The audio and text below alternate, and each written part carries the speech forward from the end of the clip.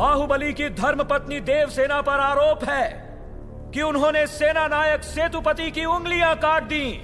राजमाता शिवगामी देवी की आज्ञा से श्री श्री भल्लाल देव महाराज के समक्ष ये सुनवाई प्रारंभ हो रही है। अवश्य। देवसेना, क्या तुम्हें अपने अपराध के बारे में कुछ कहना है? किसी सुनवाई के बिना ही मुझे हथकड़ियां पहना दी गई और पहले ही निर्णय हो चुका है कि मैं अपराधी हूं। ये कहां का न्याय है? तुम निर्दोष साबित होने तक अपराधी हो, यही माहिष्मति का दंड विधान है। आदिवासी भी जिन्हें घिनौना समझते हैं, उन तौर तरीकों को आप दंड विधान कहते हैं? तो ऐसे दंड विधान को आग लगा दीजिए, अपने न्याय शास्त्र को गंगा में बहा दीजिए, अपने शासन को सूली पर चढ़ा दीजिए। जिस राज्य की मति भ्रष्ट है उसका माहिष्मति जैसा बड़ा नाम, छी! देवसेना, इस महान साम्राज्य के बारे में अगर एक और अपशब्द भी निकाला।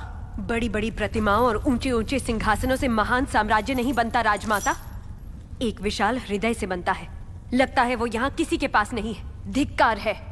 देख लिया महाराज, आपके सामने इतनी निर्लज्जता के साथ बात कर रही हैं, तो सोचिए मेरे सामने आपके बारे में कितनी तुच्छ बातें कही होंगी। सोच के देखिए महाराज।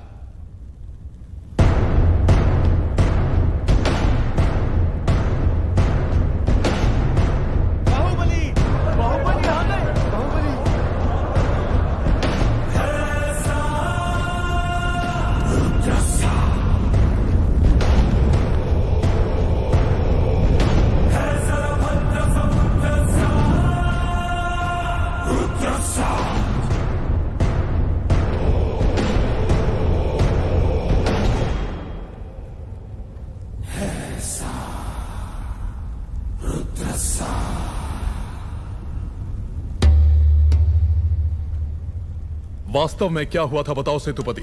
शिवालय भक्तों से भरा हुआ था महाराज। देवसेना भी वहां दर्शन के लिए आई।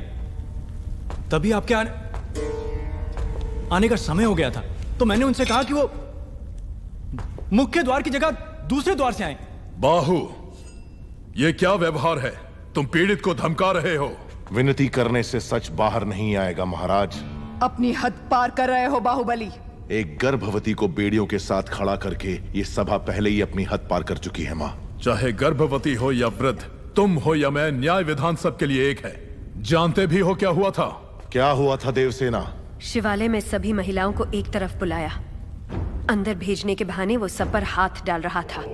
मेरे साथ भी वो यही करने वाला था, तो उसकी उंगलियां काट दी। गलत किया देवसेना।